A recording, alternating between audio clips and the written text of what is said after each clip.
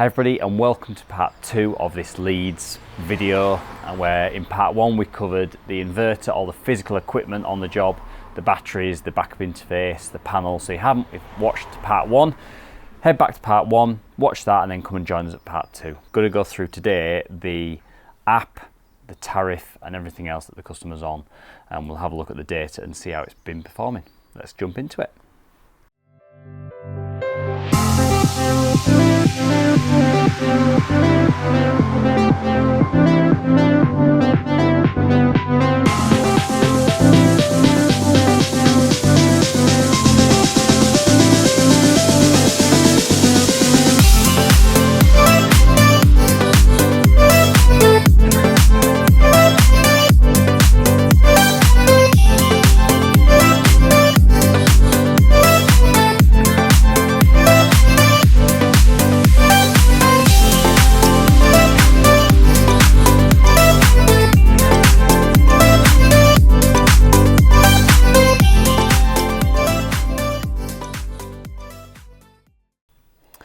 Okay, let's have a little look at this app then. So this again is the one that we've got access to as an installer.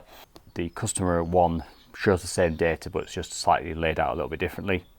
So if we first have a little look at the top of the page, so we've got 19.35 kilowatt peak. That's basically just 45 panels times the 430 watts that each one of them is to get us to 19.35.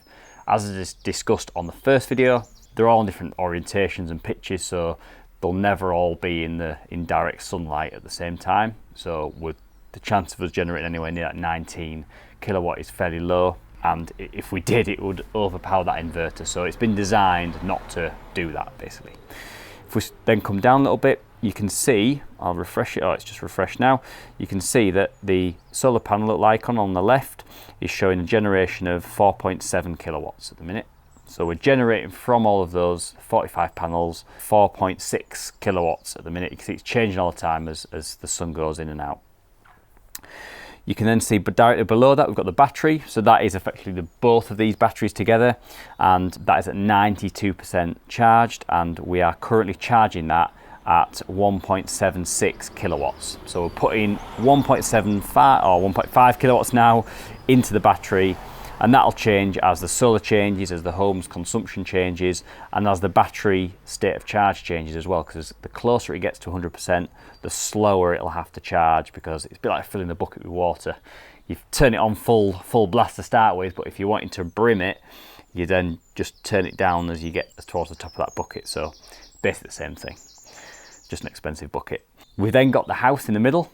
So this one, we can see here, the house is consuming 3.27 kilowatts into the property, and that's meaning that we've got nothing coming from the grid. You can see that on the right hand side. So at the minute, we're charging the battery and supplying the house with what is very dull conditions really at the minute, without having to buy or top any power up from the grid. You'll be able to see as we go through this app little periods where there might be a little bit of grid import or a little bit of export. There we go, look, right on cue, look, 8 watts there that just jumped in and then it's gone again. Just as the system updates and generation changes, consumption changes, battery levels change, or everything's changing, so it's got to try and just keep up with real life changes in generation and consumption. We then move down. I'm not sure why it's showing 0 watt hours today, but we're definitely generating some power today. But if we move along, we've got this month, we've got 90.81 kilowatt hours. The dashboard that this installer app takes information from is a slightly older version than the newer one.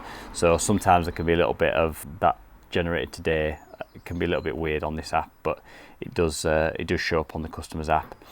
We've then got lifetime. So in the lifetime of this installation, which if I just have a little look, was basically November.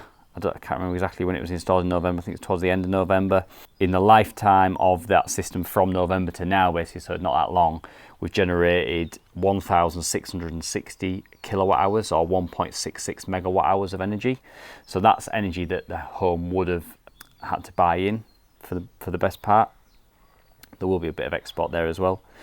So if we go onto this graph below, so we've got the day tab, we've got we can see the consumption in red, we can see the solar production in green, and then the self-consumption in blue.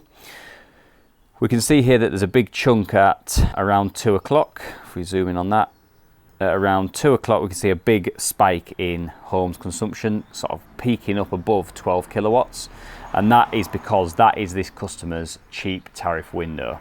So during that cheap tariff window, it was explained this morning that he sets washing machines to come on, he sets basically anything with a timer to come on during that period, because he's only paying 5p per kilowatt hour. And the battery also charges during that period as well, which helps them to navigate navigate this duller time of year where we're having to supply power to the property even during the mornings, because the solar is not really kicking in that much because the bad time of year for solar generation. But it's been getting better and better, and we're generating near 5 kilowatts here today at the minute, and what is fairly dull conditions, which is covering, like we've seen, the full load of the house at the minute.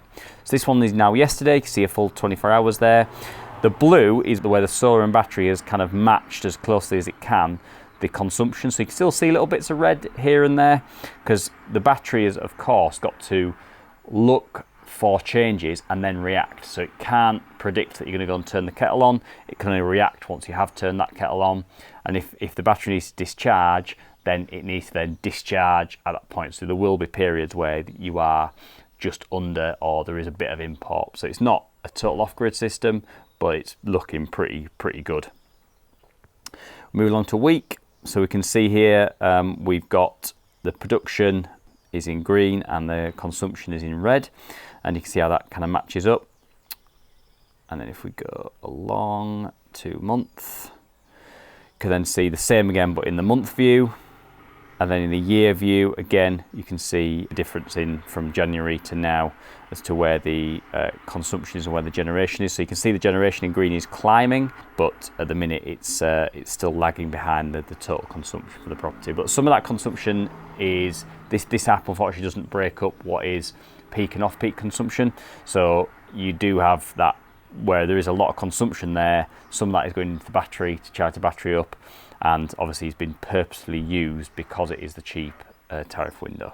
Out of that, back to the main screen. If we scroll down, we've got the comparative energy. So we've got the green as 2024 and the blue as 2023, and that's just showing you differences in generation over the months. So again, it's there's not a huge amount of data there for it because it's only been installed since November and we're in April now, so it's not been it's not had loads of time to collect all that. But as the years go on, that'll be good to be able to compare what it's generated each year. Then click on the battery icon, so we can see here we've got a backup reserve of 10%, so you can change that on the customer's app and increase that. So if you had a planned power cut where you get a letter through or a text to say, look, your area is going to go into a power cut situation for a couple of hours because we need to work on the lines, then you can change that to 100% if you wanted, and the battery would then look to store all the power it can, ready for you to go into backup mode. If that's during the night time, then we've just got the batteries to rely on. If it's during the daytime, then the solar will come back on and may even start to recharge the batteries if needs be, or just supply the power directly into the house. So you can see we've got the 2 battery serial numbers there, and the inverter. They're ready, and we can actually look into those as well, but there's not a huge amount of information there for us to look at. So if the customer does add another battery, there'll be a 3rd serial number there. You can see right at the top, we've got battery charging at 2.1 kilowatts, 93%. So we're getting close to that 100% limit. So this now is probably the most interesting part of this app, to be honest, and this is the panel layout. So you can see here we're quite spread out. So if I zoom in on, if I can get it over there, zoom in on this little section here, make that as big as I can. So you can see here, if you imagine a ridge line that runs all the way along in between those 2 banks of panels, we've got the ones on the left, which we've got some in landscape and portrait. They're the ones that are quite tricky to see because we can't get the drone up on this job because of the airport. But we've got 22 in that area there, which is sort of westerly facing, northwesterly, and then we've got these ones here on the other side, which are sort of southeasterly facing, and that's how they're spread out. And then we're on the daily tab, so let's just move that to, let's go yearly. So now you can see the data has changed, and this is showing us the kilowatt hours that that panel has produced this year, so since January. So you can see the colour has darkened a lot on this side as well, because these are slightly worse facing panels, if that's a word, northwesterly. So we can see, for example, this one, that's done just over 30 kilowatt hours this year, which is still a good amount of power, compared to, say, these ones here, which have done sort of in the 43s. So having that comparison is really good, because if on, let's say, that panel there was showing at 21, we'll be like, well, why the heck's that one showing at 21 when the ones around it are showing at 43, 44, 42? And we can actually start to interrogate that panel and raise a case and do lots of other stuff before we actually come to site. So that's really good. We've then got these ones just here. So these are on the other section of roof, which in part one we kind of showed you. You can see again, these ones are northwesterly, and so these are the panels that are generating the least out of this bank. And again, see that one's at 29.4, and that one, which is just on the other side of the ridge, is on 46.8. So it does make a difference on the generation, but we can see that they're all fairly similar in generation, so we're quite happy with how they're generating, and they're generating not far off what these ones are doing that are on a similar orientation. All that feeds back into the inverter. So that inverter there is showing a total yearly generation of 2.69 megawatt hours. So that will include power that's gone into the battery as well. So we've generated 2,690 megawatt hours of energy into that from this system, which is pretty good. Got a logical layout. This just shows us them all in one long line. But this is the actual interesting part. So on this one, the customer is on the flux tariff, Octopus flux tariff, and we've just been having a chat about whether or not to start looking to force discharge this battery system back to the grid. And that has started the conversation of, do we look to put another battery in to help facilitate that? And also the consideration is to make sure that there's enough stored power to get the customer through that really high tariff window, which I think is between 4 and 7 or 5 and 7, where they're paying 30 odd pence per kilowatt hour. The export rate at that point is around, I think it's about 21 or 27p per kilowatt hour that you export. So having the ability to take yourself off grid import and sell power back to the grid if you've got it spare, you can save yourself the 35p by not having to buy it, but then also earn money by pushing this power back at that specific time to earn yourself that 21 or 27p, whatever the export rate is for that. So you can actually earn like a secondary income from it, but it all depends on how much energy you've got. And obviously if you do a bit of a misstep on that, then you can find that actually you've discharged too much, you've earned yourself lots of 20 odd pences, but then you've got to buy in some 35 pences. So the maths then doesn't add up. So it's making sure that you're interrogating this data to go, well, I can see from the graphs that between 5 and 7, if that's your high tariff window, I'm usually using X amount of kilowatt hours. I've got this much storage capacity, say 20 kilowatt hours ish through these batteries. So for example, if you usually use 10 kilowatt hours during that period, then we can go, well, I need to make sure my battery is at least half full, if not a bit more, maybe 75% full. And then the other 25%, we can look to discharge and earn a little bit of money from that. Obviously, going into the summertime where the solar is generating more, your batteries are therefore probably charging up quicker, it's also generating for longer and further into that peak period, then actually there's a reassessment there to go, well, I can't discharge anything over the winter time because I don't have the storage capacity to get myself through that high tariff window, but in the summertime, I can really plough some power back to the grid and earn that money there. We can only do what the weather allows, and so making that assessment and using the data that you've got is really, really important.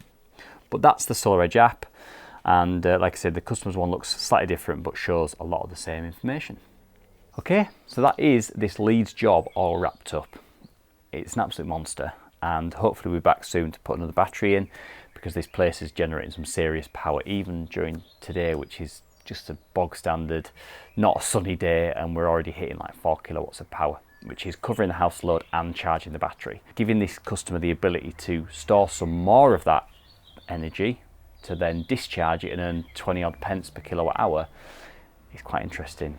And what's also interesting is that hopefully more suppliers will start to offer tariffs that Octopus do, drive that competition into the market, and also allow more people to play around with their own generation. Some people have the roof space and do have the budget to have a decent sized solar PV system, but also not necessarily the smoothest scale of this one here, but just the periods where you're not in and your batteries are fully charged, to be able to gain more money back for that power from your initial investment, I think is really good. And so hopefully more people will enter this market as suppliers and show that it isn't just Octopus that can do it, because it feels like a bit of a one-horse race at the minute with that. But as time goes on, we might revisit this one and just, when there's been a bit more time, assess how the system is doing, how the property is doing, the savings, and we might even do a client interview if he's happy to do that. But thanks very much for watching. Please like, subscribe and all that jazz to help the channel grow. We're nearly at 10k now, and so we'd love to get past that mark if we can. But if you've got any suggestions on what you want us to cover, then also leave those in the comments and I'll get back to as many people as I can. Thanks very much, and we'll see you soon.